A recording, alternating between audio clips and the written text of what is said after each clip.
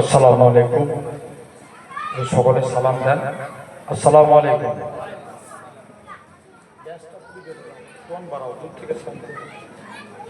গ্রামবাসী ভাইরা,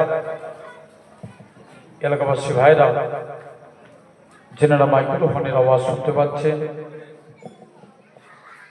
রাস্তাঘাটে আছে, সকলে আল্লাহর হস্তে মাহফিলের মধ্যে চলে আসে। মাশাআল্লাহ, প্রতি বছরের ন্যায় এবছর 16ই মাঘ, তাই তো নাকি? যুবক ভাইদের প্রচেষ্টায় এ মাহফিল সকলে মাহফিলের মধ্যে চলে আসে। আউযু বিল্লাহি মিনাশ শাইতানির রাজীম।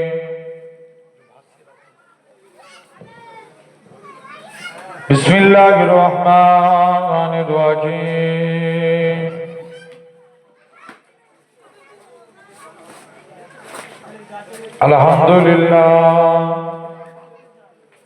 আলহামদুলিল্লাহ নাহমাদুহু ওয়া নাস্তাঈনুহু ওয়া নাস্তাগফিরুহু ওয়া নু'মিনু বিহি ওয়া নাতাওয়াক্কালু আলাইহি ওয়া নাউযু বিল্লাহি মিন শুরুরি আনফুসিনা ওয়া মিন সাইয়্যাতি আমালিনা।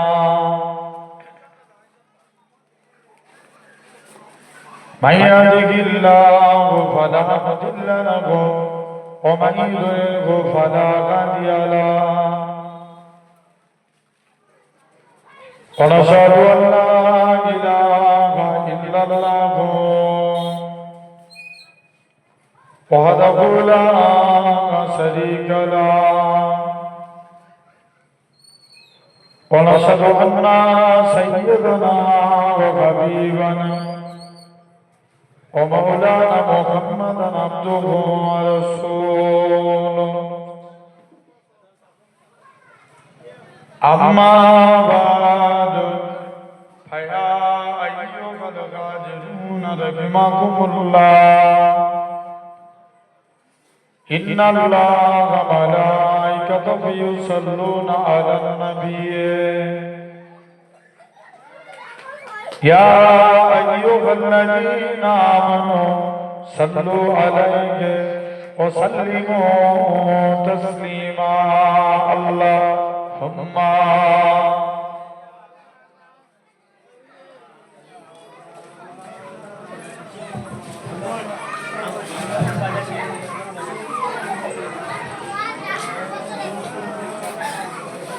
بصيري مخابا जगा मुस्तफा है ओही घर बनाने को दिल चाहता है बशहरे मोहब्बत जगा मुस्तफा है ओही घर बनाने को दिल चाहता है ओ सोने से कंकार ओ चांदी सी माटी नजर में बसाने को दिल चाहता है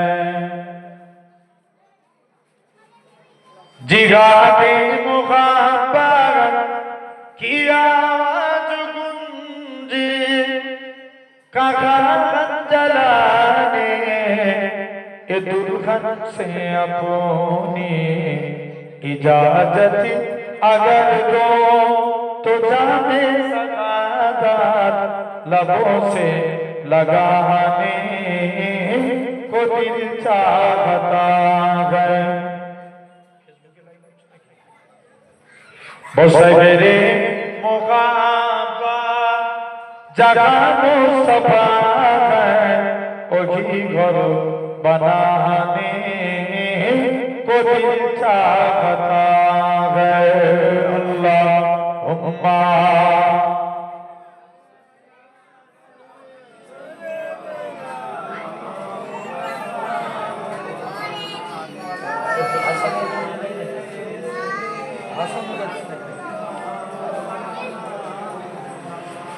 जो छानबीने के कुछ घर बिछोरा तो सिद्दीक अकबर के होठों पे आया वहाँ मालूम तोला कि क्या है जरूरत जहाँ जान लुटाने को दिल चाहता है वो सगरे मुहाब्बत जगह मुस्तफा है खुदी घर बनाने को दिल चाहता है अल्लाहुम्मा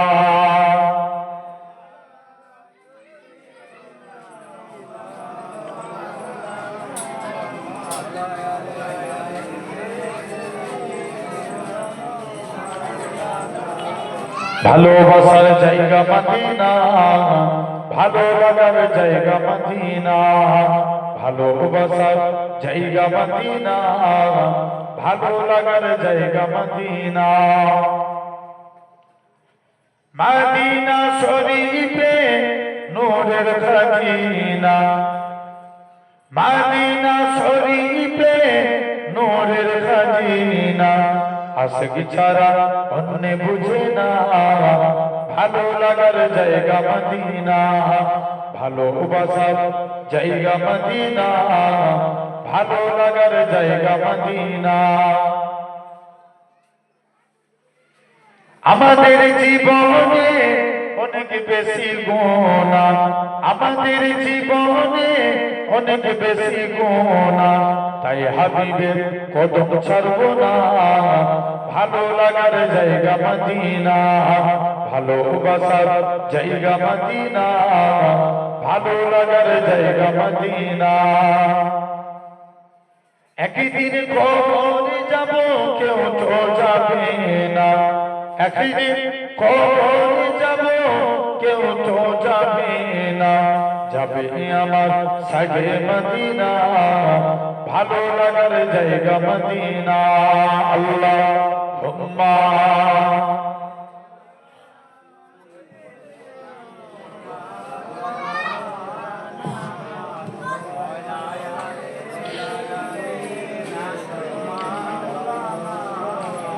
তুমি যদি প্রভু দেখা দাও রে অনন্য তবে হবে হবে জীবন আমার ধন্য জোরে বলে তুমি যদি প্রভু দেখা দাও রে অনন্য তবে হবে হবে জীবন আমার ধন্য তবে হবে হবে জীবন আমার ধন্য কাটাতে পারি আমি লক্ষ কোটি বছর দুঃখের যন্ত্রণা হে নয়নে ওঝর পাই যদি দেখা সামান্য তবে হবে হবে জীবন আমার ধন্য তবে হবে হবে জীবন আমার ধন্য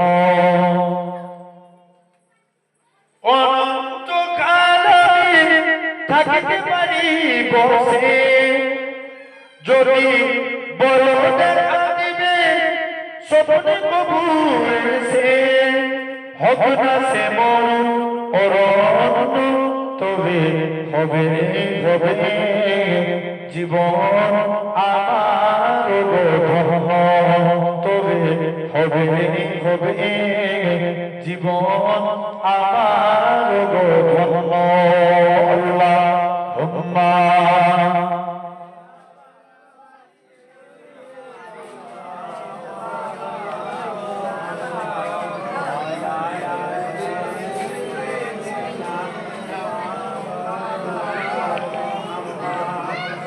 কালেমা লা ইলাহা ইল্লাল্লাহ লা ইলাহা ইল্লাল্লাহ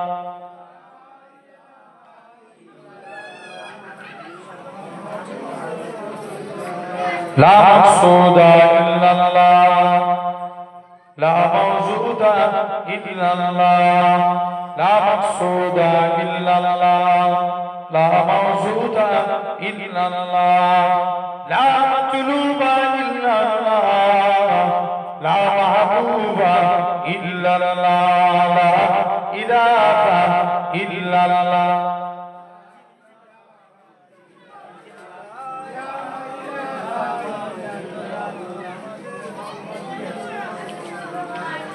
জমিনের মালিক যে আল্লাহ আসমানের মালিক সেই আল্লাহ উম্মত আমরা রাসূলুল্লাহ বান্দা আমরা তুমি আল্লাহর লা ইলাহা ইল্লাল্লাহ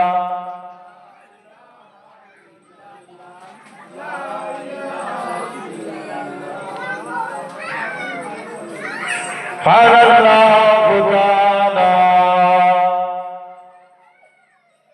في كلام المجيد والفرقان الحميد ولمن خاف مقام ربه جنتان فبأي آلاء ربكما تكذبان وقال رسول الله صلى الله عليه وسلم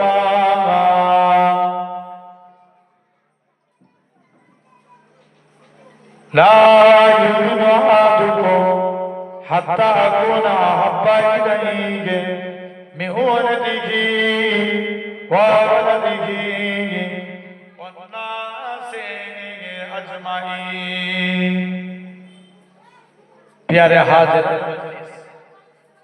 उपस्थित এই মাহফিল অবস্থা का মুরব্বিয়ান চাচাজান বনেরা সমবয়স্ক ইয়াং জেনারেশন যুবক তরুণ ভাইরা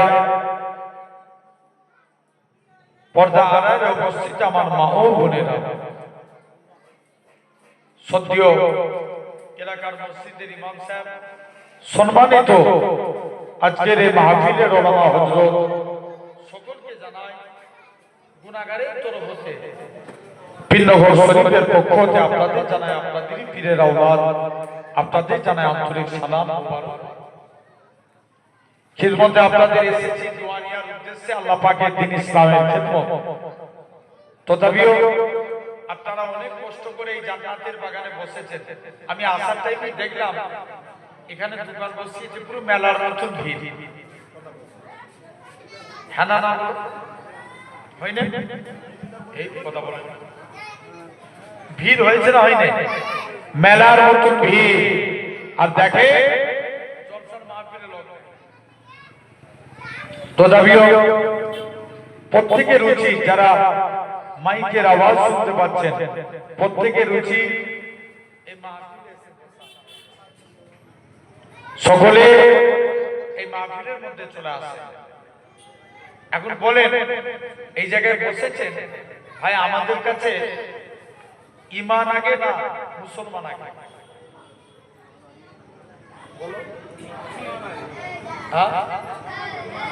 ঈমান আগে ভাই মুসলমান দুই প্রকার একটা মুসলমান নামে আরেকটা হচ্ছে ঈমানদার মুসলমান বুঝতে পারলাম না একটা কি নামে মুসলমান যেমন মনে করেন সলমান খান শাহরুখ খান এরা মুখেও করে লা ইলাহা ইল্লাল্লাহ আবার মূর্তির কাছে যেও মাথা নত করে আছে না নাই তাহলে এটা কি নামে মুসলমান এখন মনে করে দাড়ি রাখার নাম কি মুসলমান জোর করে বল না খবর নিয়ে দেখে অনেক খেলার প্লেয়ার আছে আপনার থেকে আমার থেকে বড় বড় দাড়ি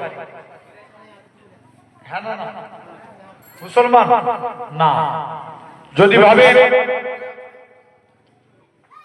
মাথায় টুপি দিলে মুসলমান অনেক মানুষ আছে দেখবেন এই রমজান মাস আসছে, রমজান মাসে ইফতারের সময় টুপি মাথায় দেয়, আছে না নাই? আছে, জেনে রেখে দেন। তাহলে টুপি মাথায় দিয়ে নাম মুসলমান না।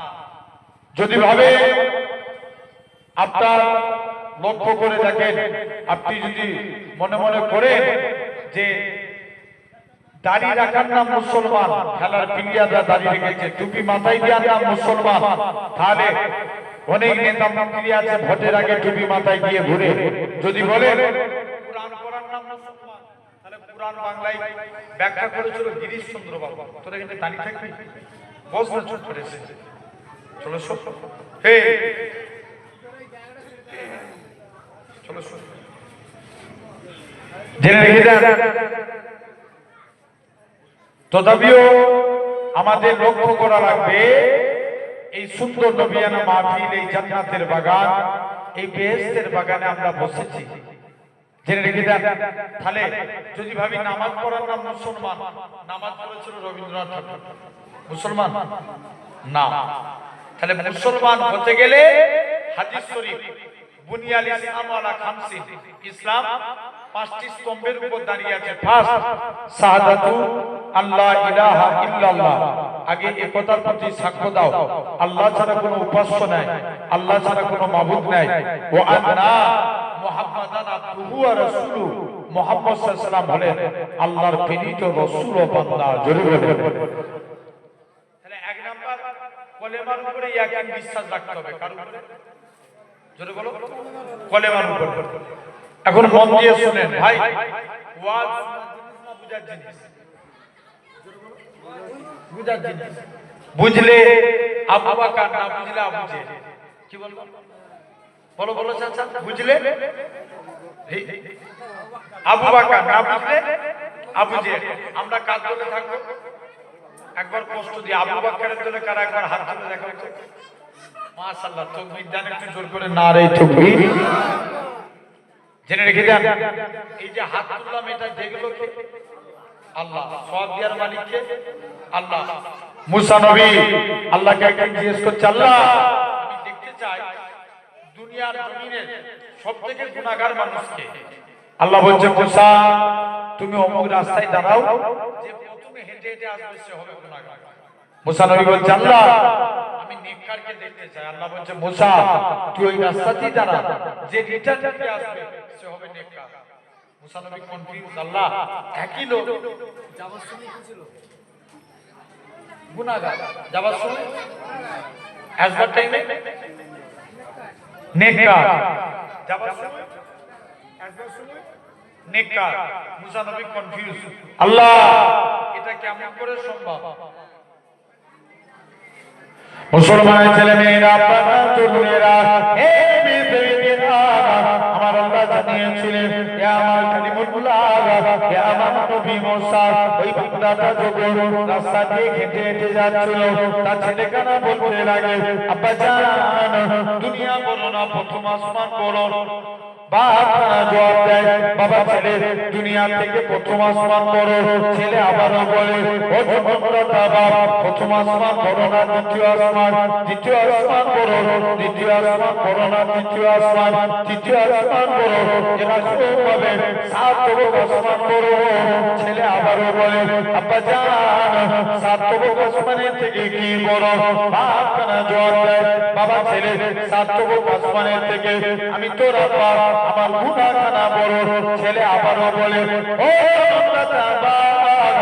আপনার গুনাহ থেকে কি বড়? বাপ কানা জবাব দেয়, বাবা ছেলে আমার গুনাহ থেকে আমার আল্লাহ পাকের দয়া, আল্লাহর রহমত কানা বড়।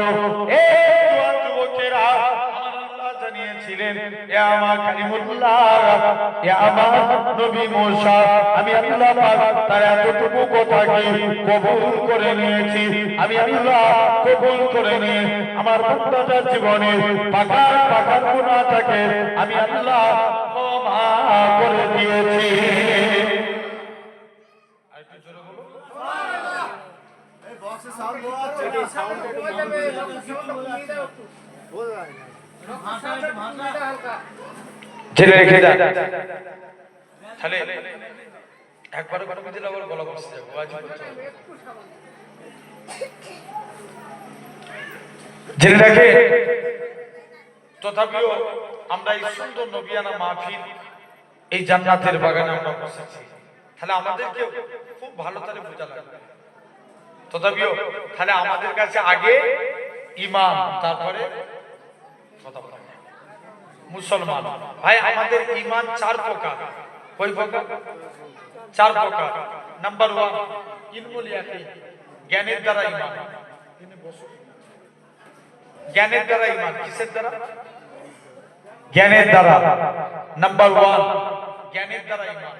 আল্লাহ আমাদের জন্য দুটো রাস্তা রেখেছেন, একটা ভালো একটা খারাপ। এই কোন রাস্তায় হাঁটবো এর জন্য আল্লাহ দিয়েছেন বুদ্ধি। বুদ্ধি, এটার নাম ইলমুল ইয়াকিন, জ্ঞানের দ্বারা ঈমান। জেনে রেখে দেন, অনেক বড় পীর আব্দুল কাদের জিলানী এক চোর 30 বছর চুরি করছে, কেউ তাকে ধরতে পারেনি। মনে মনে নিয়ত করেছে বড় পীর সাহেবের বাড়িতে চুরি করতে যাব, হুজুর যদি ধরতে পারে জানবো হুজুর বড় পীর, আর না ধরতে পারলে আমি চোর বড় পীর। কে বলছে? চোর বলছে। চুরি করে একটা ব্যাগের মধ্যে মাল ভরেছে, বলছে বেরোতে পারলেই তো আমি আল্লাহর ওলি। যেই বেরোতে গেছে আল্লাহর কুদরত, অটোমেটিক দরজা বন্ধ হয়ে গেছে। একটু জোর করে বলো। দ্বিতীয়বার দরজা খুলতে এসছে, দরজা খুলে গেছে। তৃতীয়বারের বেলায় বলছে একবার যেয়ে দেখি কি কারণে দরজা বন্ধ হয়েছিল। আবার দরজা খুলতে গেছে, পুরোপুরি ব্লক। খালি হাতে গেলেও দরজা খুলছে না, ভর্তি হাতে গেলেও দরজা খুলছে না। চোর বলছে এবার বলেছি ধরা যায়। বড় পীর সাহেবের কদমে পড়ে গেছে, হুজুর বিয়াদবি মাফ করেন, আমি চোর সাক্ষ্য দিচ্ছি আপনি হচ্ছেন বড় পীর। জোরে বলবে না? তাহলে 1 নম্বর ইলমুল ইয়াকিন, জ্ঞানের দ্বারা ঈমান। 2 নম্বর আইনুল ইয়াকিন, চক্ষুর দ্বারা ঈমান। কিসের দ্বারা? চক্ষুর দ্বারা। এখন এখানে অনেক ছেলে দীঘায় গেছে, সমুদ্র দেখেছেন কি? সমুদ্র দেখেছেন। আচ্ছা সমুদ্রের পানি কি হয়? ঢেউ খেলিয়ে যায় না? কলকাতায় একটা পার্ক আছে, যে পার্কটার নাম নিকো পার্ক। এই পার্কে কৃত্রিম উপায়ে পানি ঢেউ খেলাচ্ছে। আমি অনেকক্ষণ ধরে লক্ষ্য করে দেখি এই পানি মাঝে মাঝে ফলস মারছে। যারা সমুদ্র দেখেছেন বলেন তো, সমুদ্রের ঢেউ এক মুহূর্তের জন্য ফলস দেয়? ফলস হয়? কন্টিনিউ দিবা রাত্রি ঢেউ খেলাতে লাগে। জেনে রেখে দেন, এটা আমরা চোখ দিয়ে দেখে ঈমান আনা, এটার নাম আইনুল ইয়াকিন। আচ্ছা বলেন, এই কদিন আগে আপনারা সোশ্যাল মিডিয়ায় দেখেছেন হয়তো, বাইরের দেশের একটা ফ্লাইট ক্র্যাশ হলো, শুনেছেন না? ফ্লাইটের ভিতরে দেখবেন অনেকে আপনার ফ্লাইট ক্র্যাশ হলো। শুধু তাই নয়, আপনি লক্ষ্য করে দেখেন একটা মানুষ এভরিডে 16 কিলো করে অক্সিজেন নেয়। কত কিলো? 16 কিলো। এই অক্সিজেন দেয় কে? জোর করে বলো। আল্লাহ। তাহলে আমরা অক্সিজেন নিচ্ছি, তারপরেও এগুলো আমরা চোখ দিয়ে দেখি।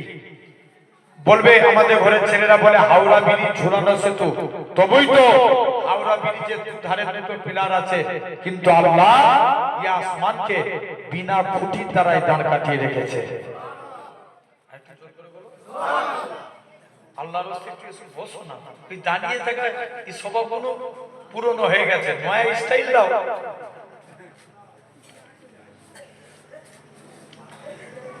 জেনে রেখে দেন, তথাপি আমার ভাইরা আব্বারা তরুণেরা, বাবা বহুত অভ্যাস খুব খারাপ। এই দেখো ওদের, ওরা ছিল 6 জন, 3 জন পালিয়ে গেল। বলে হুজুর চুপ করে দাঁড়িয়ে আছে, ভালো টাকা নাকি বললে পালাও। জেনে রেখে দেন সোনার ভাইরা আছেন তো, এরকম 2 নম্বর আইনুল ইয়াকিন, 3 নম্বর গায়বুল ইয়াকিন। আমরা আল্লাহ মানি দেখে না না দেখে? বলো না দেখে, এটার নাম গায়বুল ইয়াকিন। 4র্থ নম্বর বাসুল ইয়াকিন, ঠেলায় পড়লে আল্লাহকে ডাকা। যখন বিপদে পড়ে ওই যে বলছিলাম ফ্লাইট ক্রাশ হয়েছে, ভিতরে কিছু মানুষ বেঁচে ছিল, ভিতরে ভিডিও করেছে, যখন ফ্লাইটটা নিচে নামছে তখন জোরে জোরে বলছে লা ইলাহা ইল্লাল্লাহ, মানে মরণের টাইমে আল্লাহকে ডাকছে। বুঝে আসছে না? জেনে রেখে দেন তাহলে আগে ঈমান তারপরে মুসলমান। এই মুসলমান হতে গেলে মনে করেন এই আমার একদম ইয়ং ছেলেরা, এরা বহু বছর ধরে একদম নির্ধারিত ডেট 16ই মার্চ, আমাকে এর মাঝেও কমিটির ভাইগুলো আমাকে 2 বছর ফোন করেছিল যে ভাইজান আমাদের জলসাতে আসছে, কিন্তু আমার ডেট হয়ে ওঠে না। বলে এত সুন্দর করে আস্তে আস্তে জলসা বড় হচ্ছে না, বড় হচ্ছে না, হয়নি? জেনে রেখে দেন কত সুন্দর করে প্যান্ডেল করেছে। বলুন এই প্যান্ডেল করেছে, কুটি না দিলে এই প্যান্ডেল দাঁড়াতো? জীবনে দাঁড়াতো না। জানবেন ইসলামেরও 5টা খুঁটি। নাম্বার 1 কলেমা। ভাই এখন তো সবাই চায় কলেমা মিটে যাক, সবাই চাইছে না? আপনি লক্ষ্য করে রাখেন দিকে দিকে আমার কমকে মুহাফিজ সিং এর নামে পিটিয়ে পিটিয়ে মারা হচ্ছে, লাভ জিহাদের নামে তাদেরকে পিটিয়ে পিটিয়ে মারা হচ্ছে। আমার ঘরের মেয়েরা স্কুল কলেজে বোরকা পরে গেলে তাদেরকে স্লেজিং পেজিং করা হচ্ছে। শুধু তাই নয়, মসজিদে মুয়াজ্জিন আযান দিলে তাদের নামে জরিমানা ফেলা হচ্ছে। এরা মানুষ নামের পশুরা মসজিদগুলোকে অ্যাটাক করছে। এরা চাইছে ইসলামকে মিটিয়ে দেব। তবে আজ আপনাদের সামনে বলে দিয়ে যায় ইসলাম জিন্দাবাদ ছিল, জিন্দাবাদ আছে, জিন্দাবাদ থাকবে। জোরে বলো, একটু জোরে বলো। এই ইসলামকে কেউ মিটাতে পারবে? জোরে বলো, কোনোদিন পারবে না। জেনে রেখে দাও সোনার ভাইরা, আব্বারা, তরুণেরা আসেন মন দিয়ে শুনেন। নাম্বার 1, 1 নাম্বার কলেমা। নবীর এক সাহাবী ছিলেন যিনার নাম ইসলাম গ্রহণের পূর্বে নাম ছিল আব্দুল উজ্জা। কি নাম বলো? আব্দুল উজ্জা। চাচার কাছে লালন পালন হয়েছে। চাচা বলছে ভাতিজা শুনলাম নাকি তুমি নবীর হাতে হাত দিয়ে কলেমা পড়েছো। উজ্জা একটা দেবতার নাম, আর আব্দুল মানে গোলাম। তাহলে কুল মিলাকে এসে দাঁড়ালো দেবতার গোলাম। কার গোলাম? দেবতার গোলাম। শুনছো? চাচার কাছে লালন পালন হয়েছে। চাচা বলছে ভাতিজা শুনলাম নাকি তুমি নবীর হাতে হাত দিয়ে কলেমা পড়েছো। চাচা আকাশের সূর্য ওঠা যেমন সত্য কথা, আল্লাহর কসম নবীর হাতে হাত দিয়ে কলেমা পড়েছি এটাও সত্য। চুপ করো। এরকম নেক্সট এখন দ্বিতীয়বার এসেছে চাচা বলছে ভাতিজা তুমি যে তোমাকে অনেক সম্পত্তি দিয়েছি। চাচা সম্পত্তির গরম দেখাচ্ছে, নিয়ে এলেন আপনার সম্পত্তি। বাবা তুমি যে পরনায় কাপড়টা পরে আছো এটাও আমার টাকা। চাচা এই কাজ করবেন না, দরকার হয় ওরে ডবল দিয়ে দেবো। না তুমি যে লজ্জাস্থান ঢেকে আছো লুঙ্গি এটাও তো আমার টাকা।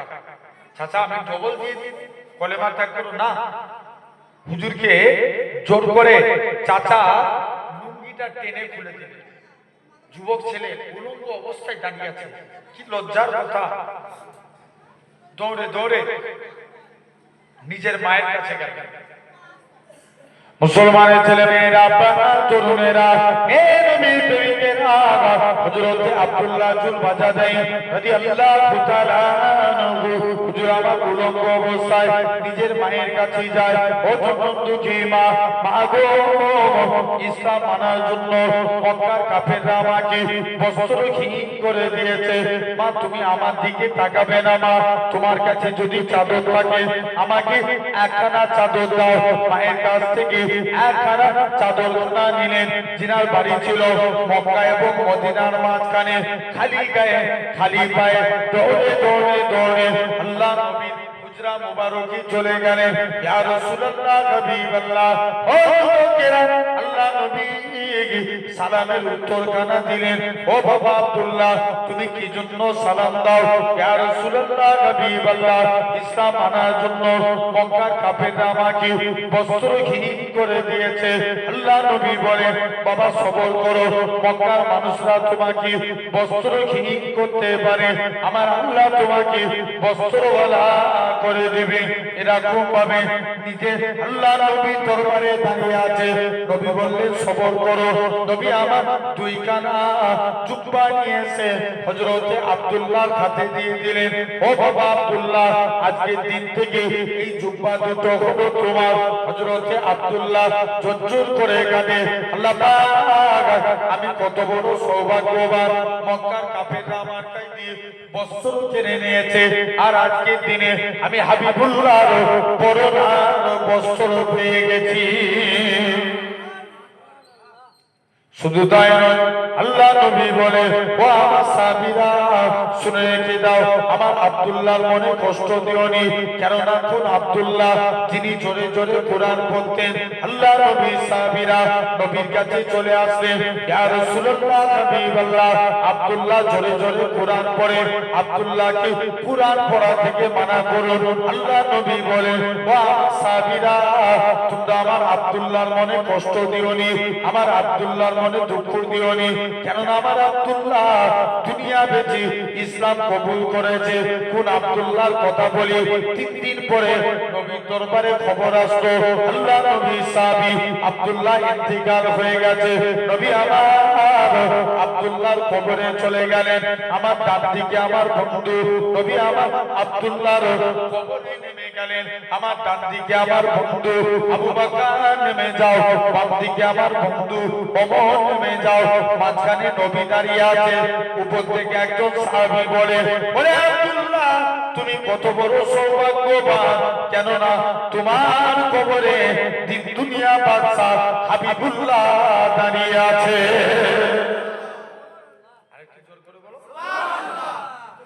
ভাই, বিড়ালের মতন বেঁচে থেকে লাভ আছে? বাঁচবে 1 ঘন্টা সিংহের মতো বাঁচে। ইতিহাস মনে রেখে জেনে রেখে যান। তাহলে 1 নাম্বার কলেমা বলো ইনশাআল্লাহ, 2 নাম্বার নামাজ পড়ার দরকার আছে না? জোর করে আছে। নবীর কাছে এক সাহাবী গেলেন, যে বলছে, হুজুর আপনার কাছে এসেছি। কি ব্যাপার? ইয়া রাসূলুল্লাহ। নবী যুবকের দিকে তাকিয়ে মুচকে মুচকে হাসতে লাগলেন। জোরে বলো না সুবহানাল্লাহ।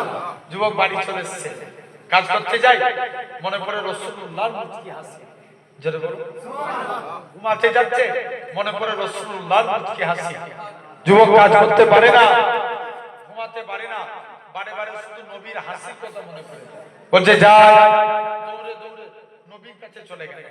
নবীর কাছে যে বলছে, হুজুর আপনার কাছে এসেছি, কাজ করতে যাই আপনার কথা মনে পড়ে, ঘুমাতে যাই আপনার কথা মনে পড়ে, যাই নবীর দরবারে যাই।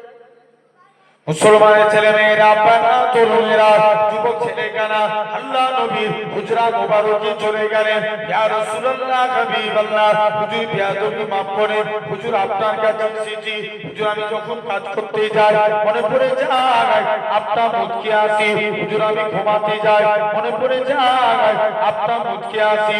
হুজুর আমি কাজ করতে পারি না, হুজুর আমি ঘুমাতে পারি না, বারে বারে আপনার নূরজাত মুখখানা দেখতে মন চায়। হুজুর মুহাম্মদ সাল্লাল্লাহু আলাইহি সাল্লাম, হুজুর আপনার হাতখানা বাড়িয়ে দেন।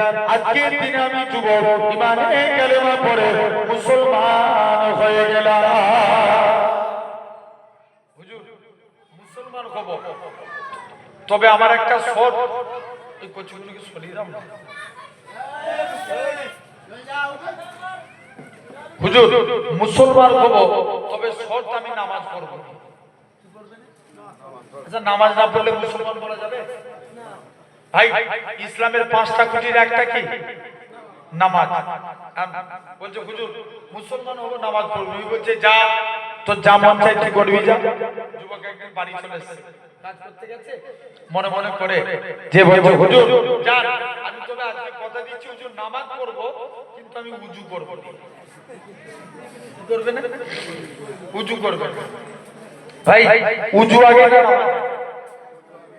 উজু আগে। হাদিস পাকে সাল উজু মিফতাহুস সালাত, উজু নামাজের চাবিকাঠি, আর সালাতু মিফতাহুল জান্নাত, নামাজ আল্লাহর জান্নাতের চাবি। জোরে বলবে না সুবহানাল্লাহ। দেখবেন কিছু কিছু এলাকা থেকে এই, এটা কি শুধু পারপাটনা না, আশপাশ গ্রামের নাম বলেন না, বক্সিরাটি, এরকম বিভিন্ন জায়গা থেকে ইয়ং ছেলেরা বলে, চো পারপাটনার ঐতিহাসিক জলসা শুনতে যাবো। ওরা বাড়ি থেকে বেরো ওয়াজ শোনা নিয়েছে, কিন্তু ওরা ওয়াজ শুনতে আসে না, সব মেয়ে দেখতে আসে। ভুল বলছি আমি? যদি ওরা ওয়াজ শুনতে আসতো, ওরা বসতো কোথায়? এই মজলিসে, হ্যাঁ কি না? কিন্তু দেখেন 90% ছেলে এখন বাইরে ঘুরছে। ওরা যদি এই জায়গায় এসে বসতো, জায়গা দিয়ে যেত। জেনে রেখে যান, তথাপি আমার ভাইরা, আপনারা, বোনেরা, এটা কিন্তু কিয়ামতের আলামত।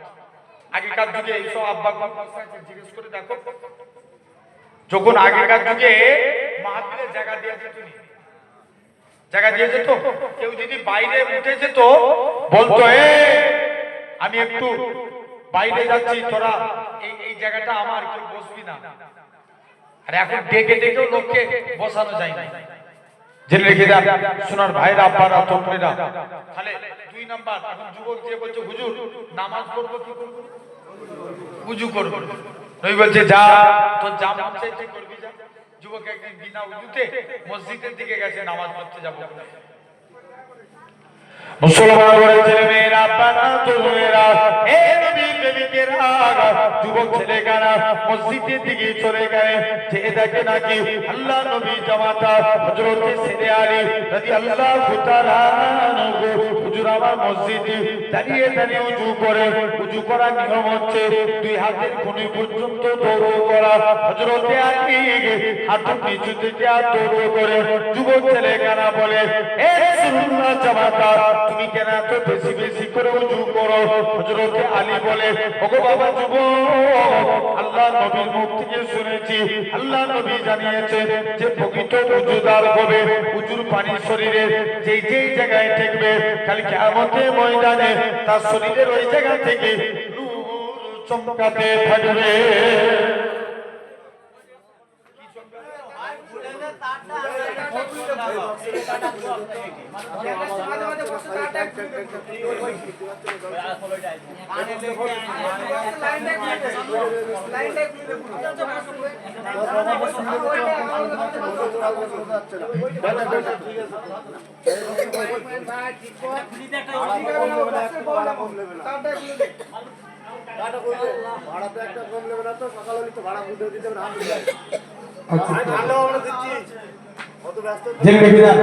আমার ভাইরা, আপনারা তরুণেরা,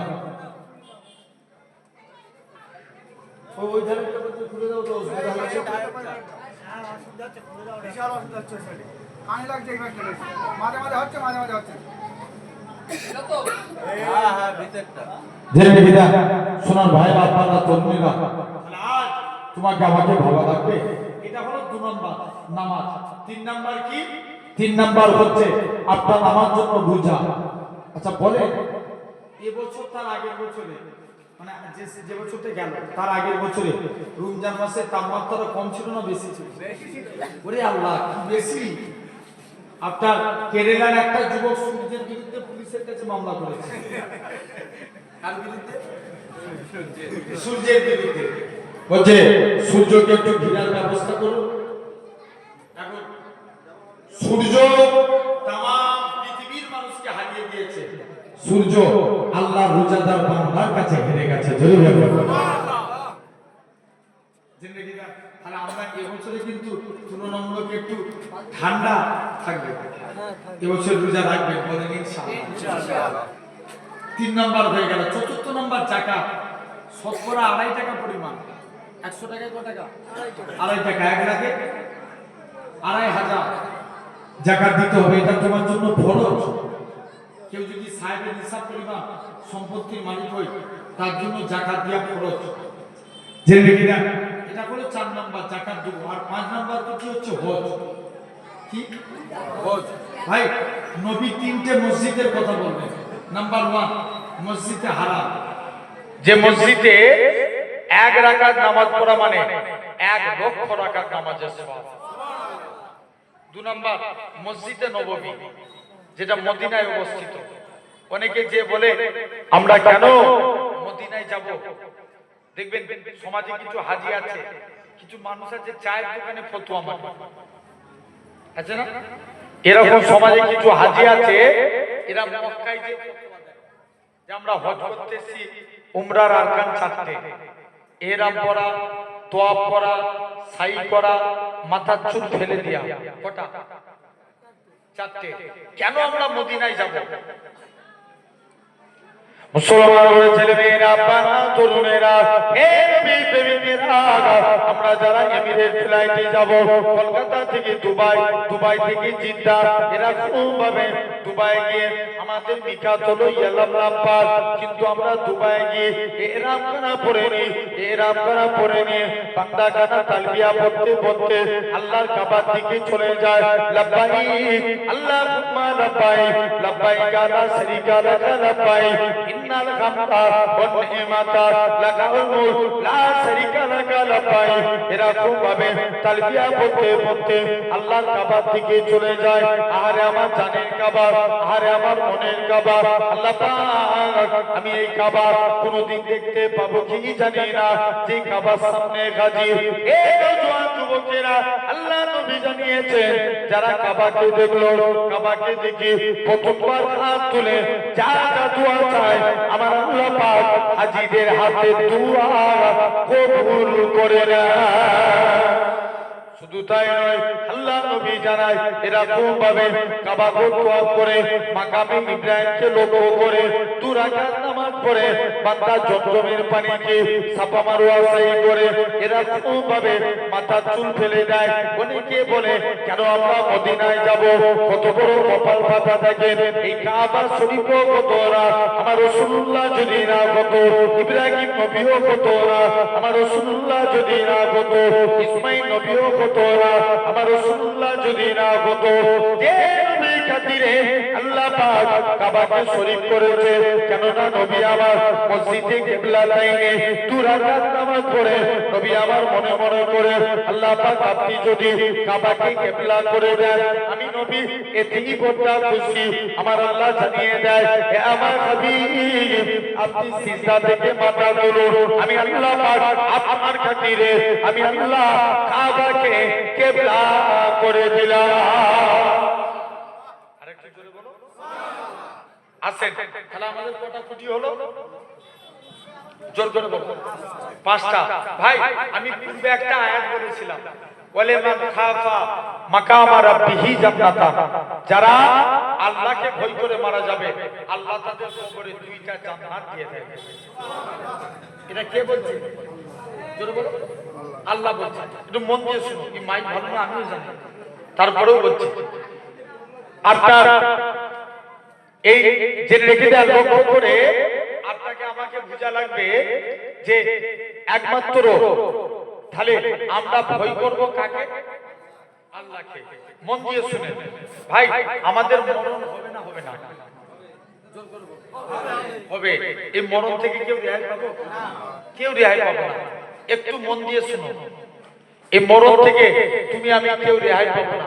নাম্বার 1 ভাই, আমরা হাজারো চেষ্টা করলেও কবর থেকে কেউ বাঁচতে পারবো? কেউ বাঁচতে পারবো। কিন্তু যদি আমরা চেষ্টা করি আযাব থেকে বাঁচতে পারবো। কি থেকে? আযাব থেকে। নাম্বার 1, 1 নাম্বার ভাই, কবরটা কারোর জন্য জান্নাত, আবার কারোর জন্য জাহান্নাম। কি বললাম? কবর কারোর জন্য জান্নাত আর কারোর জন্য জাহান্নাম। কে কি করছে ওদিকে তাকিয়ে লাভ নেই, আমার কথাগুলো মন দিয়ে শুনেন। আশা করি ইনশাআল্লাহ অনেক উপকৃত হবে। নাম্বার 1, 1 নাম্বার জেনে রেখে দেন, এই কবরে আযাব থেকে বাঁচতে গেলে আপনাকে কিছু কাজ করা লাগবে। নাম্বার 1, ফুরফুরা শরীফের নাজমুস সাদাত হুজুর পীর কেবলা রাহমাতুল্লাহ আলাইহি হুজুর ইন্তেকাল করলেন 25 বছর আগে। কত বছর আগে? 25 বছর আগে নাজমুস সাদাত হুজুর কেবলা 25 বছর আগে ইন্তেকাল হয়েছে। 25 বছর পরে বাকি বিল্লাহ হুজুর ইন্তেকাল করলেন। আপনারা ফুরফুরা শরীফ গেছেন তো? দাদা হুজুরের মাজারের জায়গা শর্ট না? জিয়ারত করার সময় দেখবেন দাদা হুজুর কেবলা রাহমাতুল্লাহ আলাইহির মাজারে জায়গা শর্ট। হুজুর কেবলা কবরের দিকে একটু চেপে গেছে। কোন দিকে? হুজুর কেবলার কবরের দিকে একটু চেপে গেছে। যে কবরের দিকে চেপে গেছে, লাশ বেরিয়ে গেছে। লাশ তো দূরের কথা, কাফন পর্যন্ত টাটকা আছে। জোরে বলে। কি পর্যন্ত? এখন পর্যন্ত। তাহলে আল্লাহ এরকম কিছু নিয়ামত দেখা। আরবের একটা সিস্টেম ছিল যে আরবে এক কবরস্থান ঘিরা হচ্ছে, কবরস্থান ঘিরতে ঘিরতে ১৫০০ বছর আগে এক সাহাবীর লাশ বেরিয়ে গেছে। কপালে কি ঢুকে গেছিল, কপালটা আগুন দিয়ে টিপে ধরেছিল, লাশ বেরিয়ে গেছে। যেই আগুন সরিয়ে দেয়, ফিচকিরি দিয়ে রক্ত বার হয়, ফিচকিরি দিয়ে। তাহলে আল্লাহ এরকম কিছু নিয়ামত দেখান। আবার দুনিয়াতে এমনও ঘটেছে, এক বান্দা কবরে মাটি দিতে গেছে, তার পকেটে কিছু ডকুমেন্টস ছিল। কি ছিল? ডকুমেন্ট। কবরে মাটি দিতে দিতে তার ডকুমেন্ট কবরের ভিতরে পড়ে গেছে। সে যে ইমাম সাহেবকে বলছে, ইমাম সাহেব মনে হচ্ছে আমার সব ডকুমেন্ট কবরের ভিতরে পড়ে গেছে। ইমাম সাহেব বলছে, চলো আজকে কবরে মাটি দিতে যাব, যে দেখবো। চলো। ইমাম সাহেব কবরের কাছে গেলেন, যে দেখে বলছে মাটিটা সরিয়ে দেখি, স্বাভাবিক একটা মানুষের জিহ্বার হয় হাতের এক তালু পর্যন্ত। কই তালু? খুব জোর করে জিহ্বার হবে এক তালু পর্যন্ত। এরা কবর খুলে দেখে ওই মানুষটার জিহ্বটা কোমর পর্যন্ত সিটটা দিয়ে টানা আছে। এই দেখে এরা অজ্ঞান। মরণকে স্মরণ করেন বাপ, এই দেখে অজ্ঞান। তার মানে বুঝে নিতে হবে জবানের গোলমাল ছিল। কিসের গোলমাল? জবানের গোলমাল। নবীর কাছে এক সাহাবী গেলেন, নবী বলছেন হাদিস শরীফ, মিন লিসানিহি ওয়া ইয়াদিহি। বসে যাও, দাঁড়াও না, বসে বসে ওয়াজ শোনা সুন্নাত।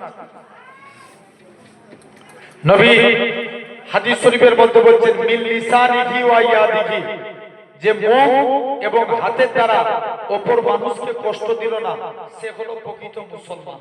জোরে বলবেন না?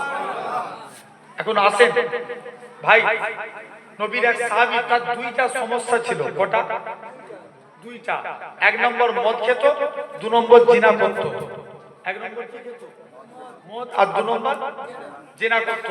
একদিন নবীর দরবারে গেছে, নবীর দরবারে যে বলছে, হুজুর আমি মদ খেয়েছি, হুজুর আজকের দিনে হুজুর আমি ভালো হতে চাই, আমাকে একটু আমল করুন। আল্লাহ নবী বলছে, বাবা তুমি ভালো হবে, যাও ওয়াদা করো মুখ দিয়ে কোনোদিন মিথ্যা কথা বলবো না। মিথ্যা কথা, মনোযোগ দিয়ে শুনো কিন্তু, মিথ্যা কথা বলবো না। নবীর কাছে চলে গেলেন, নবী বলছে যাও। একদিন সাহাবী মদ খেয়ে নবীর দরবারে এসে হাজির। নবী বলছে, বাবা তুমি মিথ্যা কথা বলবে না, ওয়াদা করেছিলে না, যাও। বাবা তুমি আজকে মদ খেয়েছো। কি খেয়েছো বলছে? মদ খেয়েছো? বলছে হুজুর আমি মদ খেয়ে ফেলেছি, তবে কথা দিলাম জীবনে আর কোনোদিন মদ পান করব না। জোরে বলবেন না? আবার একদিন জিনা করে নবীর দরবারে এসেছে। নবী জিজ্ঞেস করছে, বাবা তুমি জিনা করেছো? হুজুর আমি জিনা করে ফেলেছি, আর কথা দিলাম জীবনে জিনার কাজ করব না। ও মানুষটা পরিবর্তন হয়ে গেল। আসেন এরকম ঘটনা ঘটেছে পাকিস্তান গুলঘাটে। একটা মুর্দা এক পথিক রাস্তা দিয়ে হেঁটে হেঁটে যাচ্ছেন, কবরস্থানের ভিতর থেকে আওয়াজ আসছে, কে আছো আমাকে বাঁচাও বাঁচাও।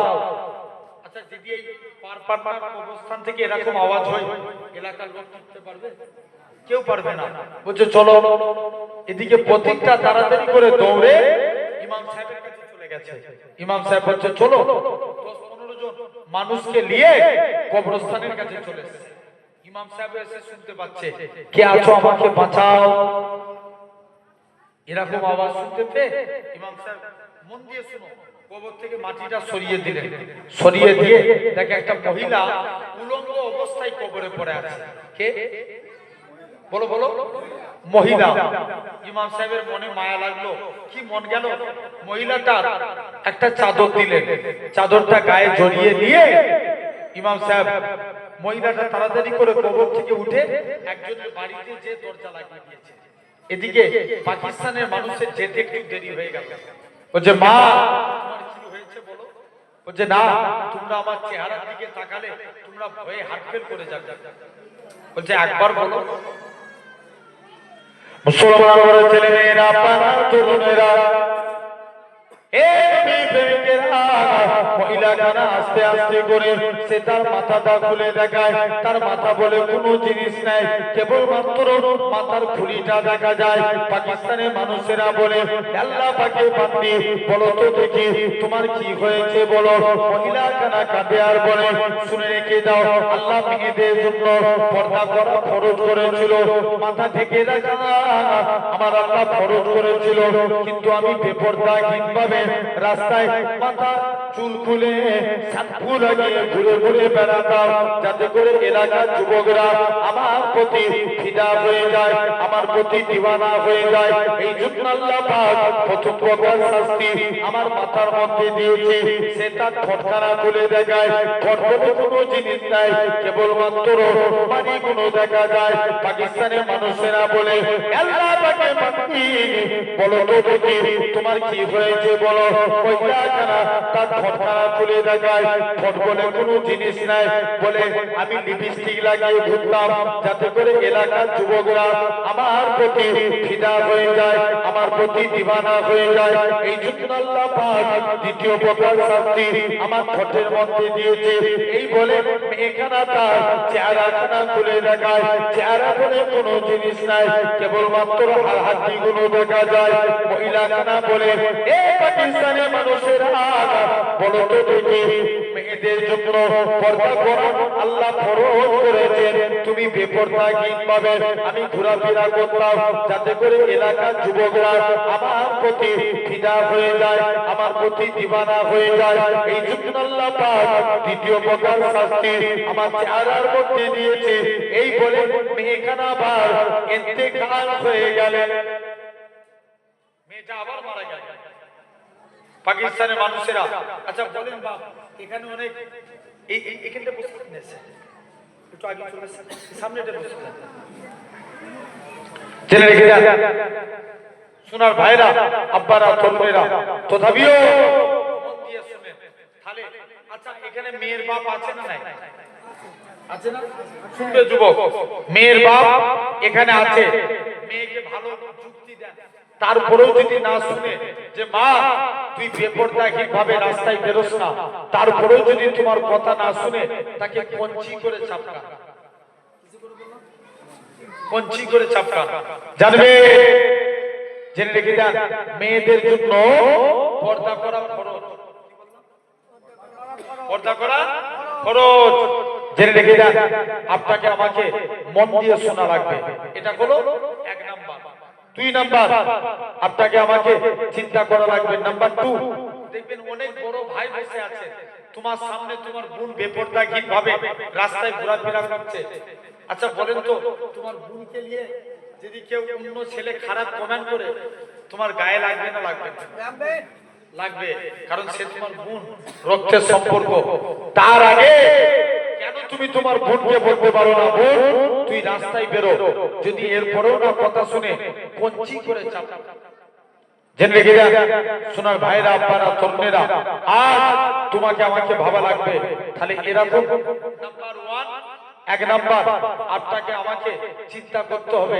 নাম্বার 1 বাপ হয়ে মেয়েকে ভালো যুক্তি দেন। নাম্বার 2 মা হয়ে মেয়েকে, আপনি ভাই হয়ে মেয়েকে যুক্তি দেন। নবীর জামানায় এক সাহাবী, সে এখন তার স্বামী বিদেশে গেছে, স্বামী বিদেশে কাজে গেছে, স্ত্রীকে বলে যাচ্ছে স্ত্রী তুমি আজকের দিনে বাড়ি থেকে পাবার করবে না।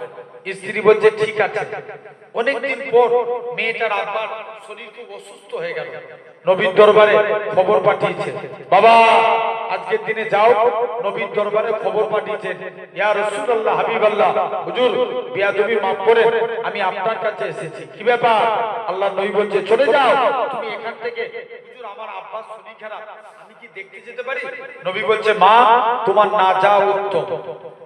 কে বললেন? জোরে বলো। নবী বলছেন তোমার না যাওয়া উত্তম। মেয়েটা সবর করে রয়ে গেলেন। কিছুদিন পর মেয়েটার আব্বা ইন্তেকাল হয়ে গেছে। এখন বলো তো ভাই, তোমার আমার ঘরে মেয়েরা যদি, আমার ঘরের স্ত্রীর বাপ মারা যায়, স্ত্রী থাকবে বাড়িতে? এই জোরে বলো। আগে দৌড় মারবে, বলবে রইল স্বামীর ঘর করে, ঠিক না? জেনে রেখে দেন। এখন মেয়েটা সবর করে রয়ে গেলে কিছুদিন পর মেয়েটা উজু করে নামাজ পড়ে শুয়ে আছে, মেয়েটা স্বপ্ন দেখছে তার বাপটা আল্লাহর জান্নাতি হয়ে পড়েছে। একটু জোর করে বলো। এখন মেয়ে বাপ বলে, মারে দুনিয়ায় আমার এমন কোনো নেক আমল থাকে না যার ওসিলায় নাজাত পেতাম, কিন্তু তোর ব্যবহারটাকে, তোর আখলাকটাকে, তোর আদবটাকে আমার আল্লাহ কবুল করে নিয়ে তুই মেয়ে, তোর ওসিলায় আমি তোর বাপকে জান্নাতি করে দিয়েছি। ভাই তাহলে আমরা আমাদের ঘরে মেয়েদেরকে ভালো যুক্তি দেব না খারাপ? ভালো যুক্তি। ভাই নবীর এক ইহুদির মেয়ে ছিল, কার মেয়ে? জোর করে বলো। ইহুদির মেয়ে। যুবকরা একটু বলো, কার মেয়ে? ইহুদির মেয়ে। এখন ইহুদি তার মেয়ের জন্য বিয়ে ঠিক করেছে। কিসের? বলো বলো। বিবাহে। মেয়ে বলছে, আব্বা আমি বিবাহ করতে পারি, আমাকে একটা দিন সময় দিতে হবে। কটা দিন? একটা দিন। বলছে ঠিক আছে মা, যা তোকে একদিন সময় দিয়ে দিলাম। মেয়েটা মনে মনে করছে আমি যার কাছেই যাই সেই আমাকে খারাপ যুক্তি দেয়, তবে নবী কন্যা ফাতেমার কাছে যাব। ফাতেমা যদি আমাকে ভালো যুক্তি না দেয়, ফাতেমা তো সবসময় আমায় ভালো যুক্তি দেয়, যাই ফাতেমার কাছে যাই। মেয়েটা দৌড়ে দৌড়ে আল্লাহ রাসূলের বেটি ফাতেমার কাছে চলে গেল। শুনছেন? কার কাছে গেল? ফাতেমার কাছে। মুসলমান ছেলে মেয়েরা, পানাতুল মেয়েরা, হে নবী বেটিরা, মহিলা কারা আস্তে আস্তে করে আল্লাহ নবী বেটি ফাতেমা রাদিয়াল্লাহু তাআলা আনহার কাছে দৌড়ে দৌড়ে চলে গেলেন। ফাতেমা তোমাকে আমার বিয়েতে যাওয়া লাগবে। ফাতেমা বলে ঠিক আছে আমি তো তোমার বিয়েতে যাব, তবে ফাতেমা তোমাকে আমার বিয়েতে নতুন কাপড় পরে যাওয়া লাগবে। ফাতেমা চলো বলে তুমি, ফাতেমা আমার আব্বা আমার জন্য বিয়ে ঠিক করেছে, আমি কি বিয়েতে রাজি হব? ফাতেমা বলে, বলি হুদি বাবা মা সন্তানের জন্য কখনো খারাপ চাই না, তুমি তোমার বাপ মায়ের কথা মতো বিবাহ করে নাও। ইহুদির মেয়ে কারা বলে, ফাতেমা তুমি আজকের দিনে চলে যাও। এমন সময়তে ফাতেমা, ইহুদির মেয়ে বলে, ফাতেমা তোমাকে আমার বিয়েতে যাওয়া লাগবে। ফাতেমা বলে ঠিক আছে আমি তোমার বিয়েতে যাব, তবে আজকের দিনে তুমি চলে যাও। ইহুদি তার মেয়ে বাপের কাছে কতদিন সময় চেয়েছিল? একদিন। আব্বা আমার একদিন সময় মিটে গেছে, যান আপনি যেই ছেলেকে পছন্দ করেছেন আমি তাকেই বিয়ে করব। বাপ তো বিরাট খুশি, তাড়াতাড়ি করে মেয়ের বিয়ের দিন ঠিক করে দিল। দিন ঠিক করে আর মেয়েকে ডাকছে, মা তোকে আমার বিয়েতে, তোর বিয়েতে আমি ধুমধাম করে দেবো এবং অনেক কুটুম সাক্ষীর দাওয়াত করেছি। মেয়ে বলছে, আব্বা আমি আমার অনেক বন্ধু বান্ধবীকে দাওয়াত করেছি। বলছে কে? বলছে একজন বান্ধবীকে দাওয়াত করেছি, সেটা হলো নবী কন্যা ফাতেমা। ইহুদি এখন চালাকি করছে, তুই ফাতেমাকে দাওয়াত করেছিস? ফাতেমা ছিঁড়া ফাটা তালি দিয়া জামা পরে, আর তুই সেই ফাতেমাকে দাওয়াত করেছিস? পালা। ইহুদির মেয়ে বলছে, আব্বা ফাতেমা বিয়েতে এলে বিয়ে হবে, নচেত বিয়ে হবে না। জোরে বলবে না? ইহুদি চালাকি করছে, বলছে ঠিক আছে মা ফাতেমা বিয়েতে আসতে পারে, তবে ফাতেমাকে নতুন কাপড় পরে আসা লাগবে। নতুন কাপড়। ইহুদি চালাকি করছে, ইহুদি জানে ফাতেমা নতুন কাপড় কিনতে পারবে, কারণ মানুষ চালাক না বোকা। এখন মানুষ চালাক না বোকা? চালাক না? অনেক চালাক। এক মুরব্বি মসজিদে বসে বসে শুধু আল্লাহ আল্লাহ জিকির করছে। হুজুর বলছে, আলো চাচা তুমি যে জিকির করো তোমার সংসার চলে কি করে? চাচা বলছে, বাবা তুই বুঝবি নি, আমার বাপের যত জমি জায়গা ছিল সব বিক্রি করে দিয়েছে, ব্যাংকে মোটা অঙ্কের টাকা ডিপোজিট করে রেখেছে, সুদ তুলি খায় আর আল্লাহ আল্লাহ। জোরে বলো। সুদ খায় আর কি করে? আল্লাহ আল্লাহ জিকির করে। কারণ হুজুর বলছে, আগো চাচা সুদ খাবো না তুমি জানো নি? বলছে জানি তো, এই জন্য ব্যাংকের বই আমার নামে করে রাখি, আমার বইয়ের নামে করে রেখেছি। চালাক না? জোর করে বলো। কম না বেশি? অনেক বেশি। এখন ইহুদিও চালাকি করছে। যাই ফাতেমার কাছে যাই, ফাতেমাকে যে বলবো, ফাতেমা তোমাকে আমার বিয়েতে যাওয়া লাগবে, তবে আমার বিয়েতে তোমাকে বলছে ফাতেমা যদি কাপড় না কিনতে পারে দরকার হয় আমি একটা নতুন কাপড় কিনে দেব।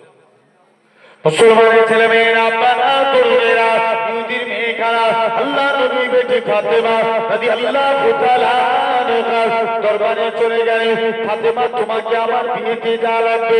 ফাতেমা বলে, হ্যাঁ আমি তো তোমার বিয়েতে যাব বলেছি, তবে ফাতেমা তোমাকে আমার বিয়েতে নতুন কাপড় পরে যা লাগবে। ফাতেমা বলে, ঠিক আছে, আমি আজকে দিনে কোথায় কাপড় পাবো? ইহুদির মেয়ে বলে, ফাতেমা দরকার হয় আমি তোমাকে একখানা কাপড় দান করে দেব। ইহুদির মেয়ে বলে, ফাতেমা তুমি কি কথা আমায় শোনালে? আমার আব্বা জান যদি দুনিয়ার সম্পত্তি চাইতো, আমার আল্লাহ পাক তাম পৃথিবীর সম্পত্তি আমার আব্বা জানের কদমে রেখে দিতে। ইহুদি তুমি আমায় কি কথা শোনালে? ঠিক আছে, আমি তোমার বিয়েতে যাব, তবে নতুন কাপড় পরে যাব। ফাতেমা নামাজ পড়ে দোয়া চায়, আল্লাহ পাক তুমি আজকে দিনে আমি ফাতেমার জন্য নতুন কাপড়ের বন্দোবস্ত করিয়ে দাও।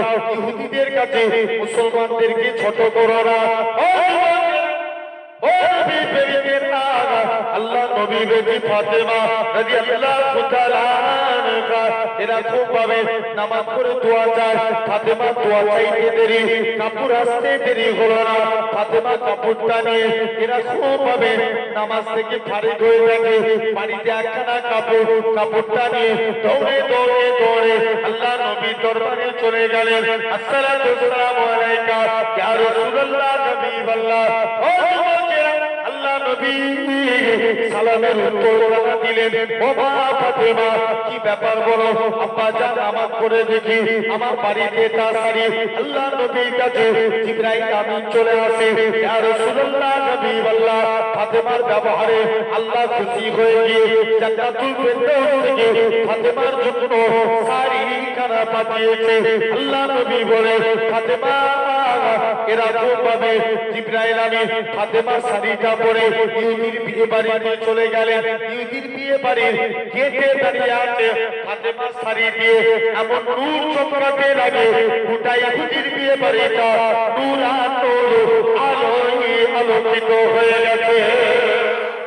শুধু তাই নয়, ইহুদির মেয়েরা বলে, ফাতেমা তুমি এই শাড়ি ফেলে কোথায়? ফাতেমা বলে, তোরা যদি হাজারো চেষ্টা করি এই শাড়ি পাবি না, কোথায় গেলে পাবো? ইহুদির মেয়ে বলে, ফাতেমা ঠিক আছে শাড়ি পেতে পারো, তবে শাড়ি পেতে গেলে আজকের দিনে তোমাদেরকে ইমানের কালেমা পড়া লাগবে, নামাজ রোজা করা লাগবে। একসঙ্গে 400 ইহুদির মেয়ে ফাতেমার কাছে আসিয়ে ইমানের কালেমা পড়ে মুসলমান হয়ে গেলে। আরেকটু জোরে বলবে না? তকবীর মারো তো দেখি না দেখি। একজন দাও সবাই টোনটা বাড়ি যাচ্ছে। ঘুমাচ্ছি আমরা। বলো বসে যাচ্ছে। জেনে রেখে দাও। একজন দাও সবাই মিলে। নারায়ে তাকবীর। একবার দেই, তিনবার দেই। নারায়ে তাকবীর। নারায়ে তাকবীর। আলহামদুলিল্লাহ। তাহলে আমাদেরকেও মেয়েদেরকে ভালো যুক্তি দেব না খারাপ? খারাপ না, সবসময় মেয়েদেরকে ভালো যুক্তি দেন। আসেন মন দিয়ে শুনেন তো এরকম। তাহলে কবর কারোর জন্য জান্নাত, কারোর জন্য জাহান্নাম। তাহলে আমি একটা সুফল বললাম, একটা কুফল আলোচনা করলাম। আসেন, আচ্ছা বলো তো ভাই, তোমার হাত ভেঙে গেছে, কষ্ট কম না বেশি? অনেক কষ্ট না? তুমি বেঁচে আছো, চোখে রোদ ঢুকে গেছে, কষ্ট কম না বেশি? অনেক বেশি। জেনে রেখে দাও, তুমি আমাকে পশ্চিম মেদিনীপুর মানে আমাদের হুগলি ডিস্ট্রিক্টের ওইদিকে এখন এক লোকের ক্যান্সার হয়েছে। আমি ঈদের পরে দাওয়াত দেখেছি, বলছে ভাইজান একটু চলেন গায়ে ফুঁক দিয়ে দিবেন। একজনের ক্যান্সার হয়েছে, আল্লাহু আকবার। ফুঁক দিতে যেয়ে দেখি তার শরীরে যে জায়গাটায় ক্যান্সার হয়েছে, ঘা হয়েছে, ওই জায়গাটায় পোকা লিলি। কষ্ট কম না বেশি? জানবেন দুনিয়ার কষ্ট থেকে মরণের কষ্ট 70 গুণ বেশি। ও মুসলমানের ছেলে মেয়েরা, আপনারা তরুণেরা, তাই মুর্দাবাসী বলতে লাগে। কারণ বলো এলাকায় তুমি বাড়ি করেছো 50 লাখ টাকা খরচা করে। কত লাখ? 50 লাখ। আমি কমিয়ে বলছি 10 লাখ। ফোনে কথা বলছো যে ধরো ক লাখ টাকা খরচা করে বাড়ি করেছো? 10 লাখ। কত বললাম? জোরে বলো বলো। 10 লাখ। আচ্ছা বলেন তো, আপনি আগামীকাল আপনি যখন মারা যাবেন ঘোষণা করে দিল ইমাম সাহেব, আগামীকাল জোহর বা দমকের জানাজা, আল্লাহর দিকে চেয়ে এতগুলো মানুষ বলেন, আপনাকে আসর পর্যন্ত আপনার বাড়িতে রাখবে? খরচা করেছে কে? আমি। খরচা করেছে আমার বাড়িতে, খরচা করেছে কে? আমি। কিন্তু আমি যদি মরে যাই, আসরে জোহর বাদ আমার জানাজা ঘোষণা করে দিয়েছে, আসর পর্যন্ত আমার ছেলেরা আমাকে বাড়িতে রাখবে না। 15 মিনিট আগে নিয়ে চলে যাবে। মুসলমানের ছেলে মেয়েরা, তরুণেরা, ওই জন্য কবরবাসী বলতে লাগে, আমার আত্মীয় স্বজনেরা, তোমরা আমার লাশটাকে তাড়াতাড়ি করে কবরস্থানের দিকে নিয়ে যাও, কারণ আমার কবরের মধ্যে আমি যা ভয়ঙ্কর জিনিস দেখতে পাচ্ছি, যদি তোমরা দেখতে পেতে তোমরা আমাকে কবরস্থ করতে না।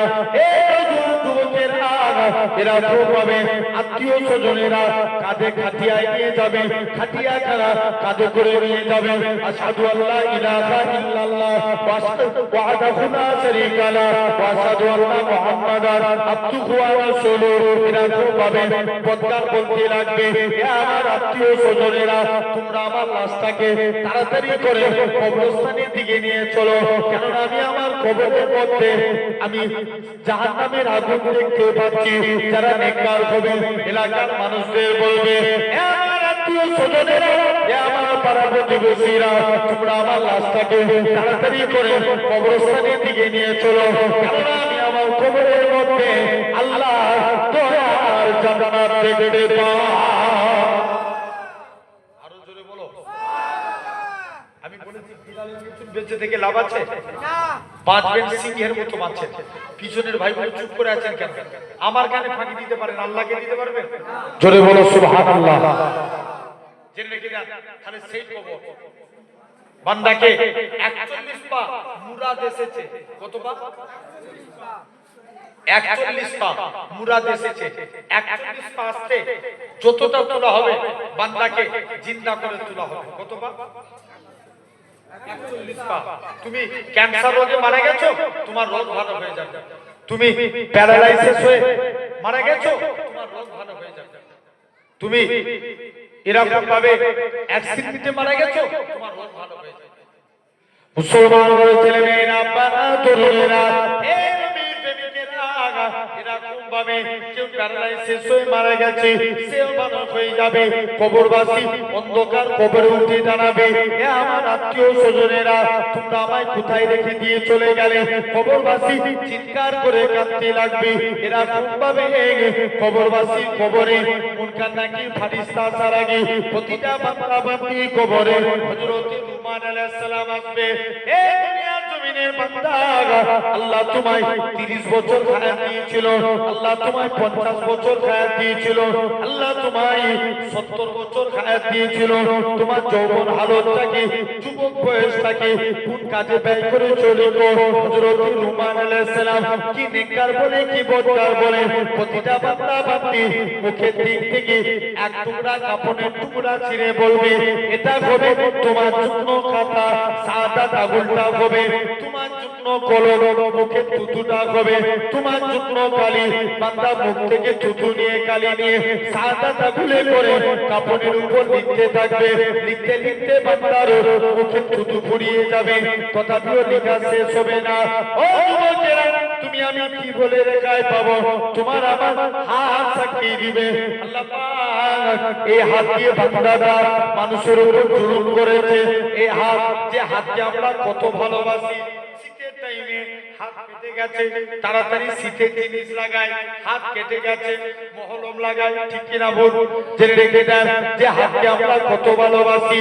কিয়ামতের ময়দানে তোমার হাত তোমার বিপক্ষে যাবে, তোমার পা তোমার বিপক্ষে যাবে।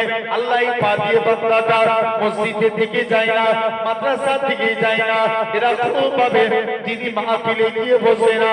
আপনার আমার কান সাক্ষী দিবে আল্লাহ পাক এই কান দিয়ে বান্দাটা গান বাজনা শুনেছে পরে গিবত শুনেছে এরা খুব ভাবে প্রতিটা অঙ্গ প্রত্যঙ্গ তোমার আমার বিরুদ্ধে সাক্ষী দিবে আমার আল্লাহ জানাবে সাতটা কি ও আমার ফেরেশতারা আমার বান্দাটাকে জাহান্নামী করে দাও বান্দাটাকে জাহান্নামের দিকে নিয়ে যাবে বান্দা কানা চটচট করে কাঁদবে আল্লাহ পাক আমার এই মাংসপিণ্ড শরীরে জাহান্নামের কষ্ট আল্লাহ আমি সহ্য করতে পারবো না আমার আল্লাহ জানাবে ফেরেশতারা একটু সময় দাও বান্দা কানা আল্লাহর কাছে চলে আসবে ও আল্লাহ পাক কেউ আমাকে আজকের দিনে আপনি আমার উপরে দয়া করুন আল্লাহ আপনি যদি আমায় মাফ না করেন কে মাফ করবে আল্লাহ আমার আল্লাহ জানিয়ে দেয় ও আমার বান্দা তোর মনে যে এত দয়া তুই যে আমি আল্লাহ আমার কাছে চেয়েছি আমি আল্লাহ তোর জীবনের পাখার গুনাহটাকে ক্ষমা করে দিয়ে আমি আল্লাহকে দিনে তোকে আমার রহমতের দয়ার জান্নাত দিয়ে দিলাম যা আমি আল্লাহ তোকে জান্নাত দিয়ে দিলাম তাহলে ভাবেন এরপরে আসবে কবরে মুনকার নাকির ফেরেশতা কবরে নবীকে না হাজির করা হবে কাকে নবীকে যে নবী চিনতে পারবে তার কবরে না যা জোরে বলবেন না সুবহানাল্লাহ আমরা কারা কারা নবী চিনতে চাই হাত তুলে দেখান তাকবীর মারো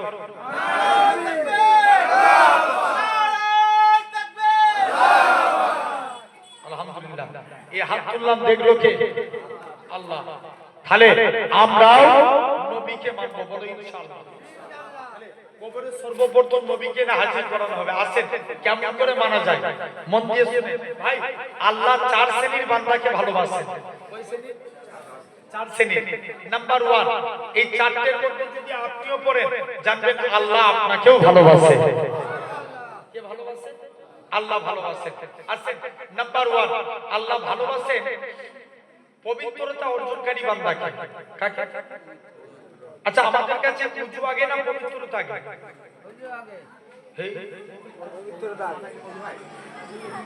পবিত্রতা আগে আগে পবিত্রতা না হলে উজু হবে আচ্ছা মনে করে লুঙ্গি পাক শরীর পাক জামা পাক জায়গা না পাক নামাজ হবে হবে না ছেড়ে দেন জায়গা পাক লুঙ্গি পাক জামা পাক শরীর না পাক নামাজ হবে হবে না এই পবিত্রতা অর্জন করতে গেলে পাঁচটা কাজ করতে হবে কটা কাজ ইসলামী শরীয়তের ফিতরাত পাঁচটা কোন কোন হাদিস এসেছে 10টা পাঁচটা ফিতরাত এক নাম্বার মাথা চুল কাটা কি কাটা মাথা চুল কাটা 41 দিন অন্তর ইমামরা মতভেদ দিচ্ছেন কতদিন অন্তর আরে কথা বলেন 41 দিন অন্তর মন দিয়ে শুনে সমাজে এখন 100 স্টাইলে চুল কাটে কত স্টাইল বললাম 100 স্টাইল কেউ রোনালদো কাটিং দেয় আছে না কেউ মেসি কাটিং দেয় কেউ বিরাট কোহলি কাটিং দেয় কেউ সলমান খান শাহরুখ খানের কাটিং দেয় কেউ নেইমারের কাটিং দেয়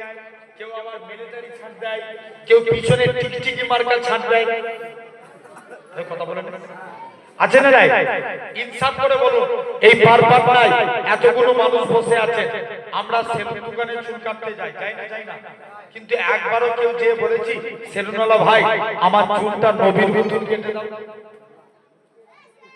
সেলুনওয়ালাকে বলে সেলুনওয়ালাও তো চিন্তায় পড়ে যাবে কি আল্লাহ নবীর স্টাইল জেনে রেখে দেন নবীর স্টাইল হলো এধারেও ছোট মানে চারিদিকটা অ্যাডজাস্ট সমান এধারেও ছোট এধারেও ছোট পিছনেও ছোট উপরেও ছোট না উপরে বড় রাখবো ছোট জেনে রেখে দেন আসেন আপনার এরকম উপরেও চারিদিকটা সমান আর না হলে বাবরি রাখেন বলেন ইনশাআল্লাহ কি রাখবো বাবরি রাখবো মন দিয়ে শুনেন মুসা নবীর জামানায় সামিরা বলে এক ব্যক্তি ছিল কি নাম বললাম সামিরা সে মুসা নবীর নকল করত মুসা নবী যেমন ভাবে লাঠি দিয়ে চলতেন সামিরাও ওইভাবে লাঠি দিয়ে চলতো মুসা নবী যেমন ভাবে পাগড়ি পরতেন সামিরাও পাগড়ি পরত মুসা নবী যেমন ভাবে কথা বলতেন সামিরাও ওইভাবে কথা বলতো এখন আল্লাহর হুকুম হলো আল্লাহ ফেরাউন তাড়া করলো মুসা নবী নীল নদে গেলেন আল্লাহ বলছে মুসা লাঠি ঠেকাও, যেই লাঠি ঠেকালেন পানি দুই ভাগ হয়ে গেল, দুভাগ। মুসা নবী পানি দুভাগ, মুসা নবী ওই পানি দিয়ে পার হয়ে গেলেন। ফেরাউন এখন পানি দিয়ে যাচ্ছে, মুসা নবী বলছে আল্লাহ তুমি আজকের দিনে আবার, আল্লাহ বলছে মুসা আবার লাঠি ঠেকা। যেই লাঠি ঠেকালেন পানি আবার কি হলো, সমান হয়ে গেল। কি হলো? জোরে বলো, জোরে বলো। সমান হয়ে গেল। ফেরাউন সহ সবাই ডুবে মারা গেল। আল্লাহ সামিরাকে বাঁচিয়ে দিলেন। জোরে বলো, সামিরাকে। আল্লাহ মুসা নবীকে ডাক দিয়ে বলে মুসা চলে যাও। সামিরাকে আল্লাহ বাঁচিয়ে দিলেন। আল্লাহ বলছে মুসা যাও, তুমি এখান থেকে চলে যাও। মুসা আলাইহিস সালাম এখন সামিরাকে দেখতে পেয়ে রেগে লাল। আল্লাহকে বলছে আল্লাহ তুমি ফেরাউনের আগে সামিরাকে মারতে পারলে না। আল্লাহ বলছে কেন রে? আল্লাহ আমাকে দিন রাত জ্বালাতো। আল্লাহ বলছে মুসা শোন, তোর স্টাইলকে আমি আল্লাহ কবুল করেছি, তোর স্টাইলকে কপি করেছে সামিরা, এর জন্য আমি আল্লাহ সামিরাকে মাফ করে দিয়েছি। কার স্টাইল কপি করার জন্য? মুসা নবীর স্টাইল কপি করার জন্য। তাহলে আমরাও যদি আমার নবীর স্টাইল কপি করি, আল্লাহ আমাদের মাফ করতে পারে না? অবশ্যই পারে। এক নাম্বার, তাহলে আমরা চুল কাটবো কার স্টাইলে? নবীজির স্টাইল, বলেন ইনশাআল্লাহ। দুই নাম্বার, আমরা অনেকে জামা পরি, এই হাতটার নাম কি? এই পাটার নাম ডান পা। এতদিন আপনারা অনেকে স্যুট পরেন না? আরে কথা পরেন তো? আমি স্যুট পরতে নিষেধ করছি না, পরবেন। গাঁটের নিচে না উপরে? আমাদের গাঁটের উপরে স্যুট পরবেন, আগে ডান পা দিবেন। ডান পা। পায়জামা পরছেন, আগে ডান পা। গেঞ্জি পরবেন, ডান হাত। পাঞ্জাবি পরছেন, ডান হাত। কাউকে কিছু দিবেন, ডান হাত। জুতো পরবেন, ডান পা। কারু কাছে কিছু দিবেন, ডান হাত। এই ডান ডান ডান। কিয়ামতের দিন আল্লাহ বলবে হে তোরা যারা ডানপন্থী আছিস এগিয়ে আয়। বান্দা জিজ্ঞেস করবে কেন আল্লাহ? আল্লাহ বলবে যা, আমার মুস্তাফা রাইট সাইডকে ভালোবেসেছে, তোরা আমার নবীর সুন্নাত মেনেছিস, আমি আল্লাহ তোদের নাজাত দিয়ে দিলাম। কোন দিকটা মানার জন্য? ডান দিকটা। নবীর একজন সাহাবী ছিলেন, যিনার নাম ছিল হযরতে আনাস। তিনি একদিন নবী আনাসের দস্তরখানে কিছু খেয়ে হাত মুছেছে। আল্লাহ নবী বলছে আনাস তুমি আমাকে কিছু দিবে না? আনাস তুমি চলে যাও। আনাস বলে আমি এই দস্তরখান কোনোদিন পানি দিয়ে ধুতাম না, যখনই ময়লা হতো আগুনে ফেলতাম। কোথায় ফেলতেন? আগুনে। আগুনে ফেলতেন। যে আগুনে ফেলে দিল দস্তরখান, যে আগুনে ফেললো, দেখে দস্তরখান আচ্ছা কাপড় আগুনে ফেললে কি হবে? পুড়ে যাবে। আনাস বলে যে আমি দস্তরখান আগুনে ফেলে দিলাম, দস্তরখান পরিষ্কার। সাহাবারা বলে আনাস তুমি এই জাদু শিখলে কোথায়? আনাস বলে এটা জাদু না, এটা নবীর হাতে ছোঁয়া। আরেকটু জোর করে বলো সুবহানাল্লাহ। এগুলো তো জীবদ্দশায় ঘটেছে। মদিনা মুনাওয়ারার এক ইমাম ছিল, নাম আসেম রহমাতুল্লাহ আলাইহি। কি নাম বললাম? এত সবাই কথা বলে কানের কাছে কথা বলে গোলমাল হলো। আসেম রহমাতুল্লাহ আলাইহি। কি নাম বললাম? আসেম রহমাতুল্লাহ আলাইহি। তিনি একদিন মুখ দিয়ে কথা বলছেন, খুশবু বার হচ্ছে। আরেকটু জোর করে বলো সুবহানাল্লাহ। আচ্ছা আমরা যদি ব্রাশ না করি, দাঁতন না করি, আমাদের মুখ দিয়ে কি বের হবে? দুর্গন্ধ। আসেমের মুখ দিয়ে খুশবু বার হচ্ছে। সবাই মিলে যে বলছে আসেম তোমার মুখ দিয়ে এত খুশবু বের হয় কেন? আসেম বলছে আমি পরে বলবো, যা আজকের দিনে চলে যা। মুসলমানের ছেলেমেয়েরা, পাড়া তরুণেরা, হযরতে আসেম বলে ও বাবা মুরিদেরা, আমি আসেম একদিন ঘুমিয়ে আছি, হঠাৎ করে দেখি আল্লাহ নবী দিন দুনিয়া বাদশা হাবিবুল্লাহ জনাবে মুহাম্মদুর রাসূলুল্লাহ সাল্লাল্লাহু আলাইহি সাল্লাম আমি আসেমের বাড়ি চলে আসলেন। আমি আসেম আল্লাহ নবীর সম্মানে দাঁড়িয়ে গেলাম, আল্লাহ নবী তাজিমে দাঁড়িয়ে গেলাম। আল্লাহ নবী বলে ও বাবা আসেম তুমি একটু জীববাদ বার করে দাও, তুমি আমাকে কুরআন পড়ে শোনাও। আমি আসেম আল্লাহ নবীর সম্মানে দাঁড়িয়ে দাঁড়িয়ে কুরআন পড়ি। কুরআন পড়া কমপ্লিট হয়ে গেল। আল্লাহ নবী বলে ও বাবা আসেম তুমি একটু জীববাদ বার করো। হযরতে আসিম জিহ্বাখানা বার করলে আল্লাহ নবী একটুখানি থুতু লাগিয়ে দিলেন। হযরতে আসিম বলে আল্লাহর কসম সকালবেলায় উঠে দেখি আমি আসিমের মুখ থেকে আমার আল্লাহ পাক খুশবু চালু করে দিয়েছে।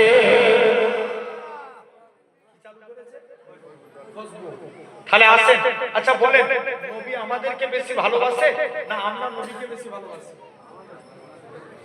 জোর জোরে। নবী আমাদেরকে বেশি ভালোবাসে। নবী চার জায়গায় চিন্তা করলেন। কোন জায়গায়? এক নাম্বার 1.5 মিনিটের বাচ্চা নবী সিজদায় গেলেন।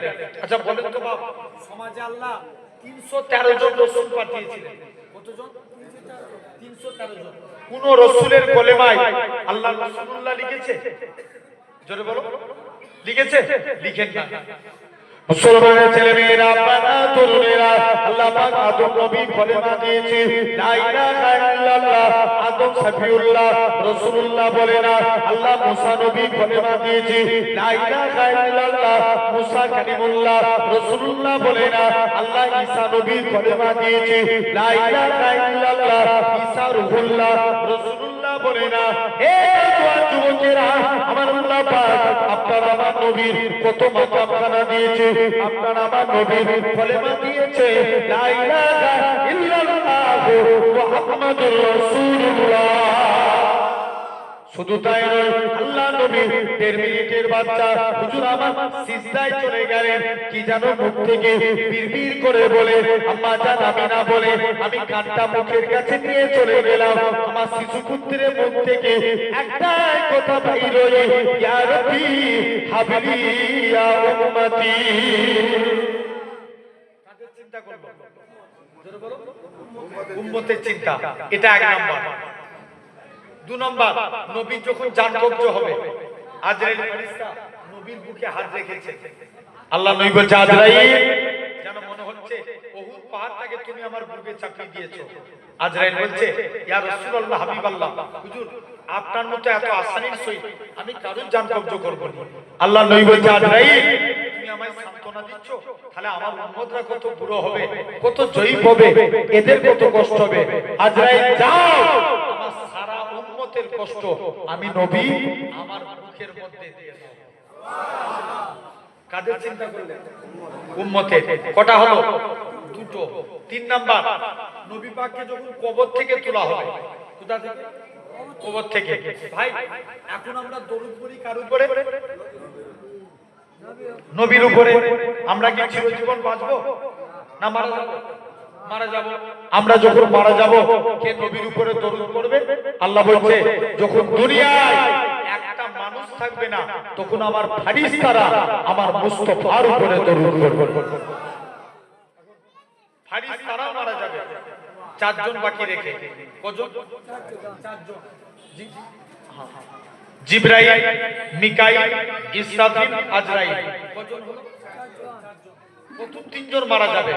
জিবরাইল, মিকাইল, ইসরাফিল, আজরাইল। কজন হলো? এই জিবরাইল, মিকাইল, ইসরাফিল। কজন হলো? 3 জন। প্রথম 3 জন মারা যাবে।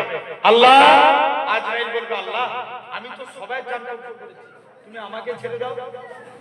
মাশাআল্লাহ। আচ্ছা আলহামদুলিল্লাহ ভালো আছেন?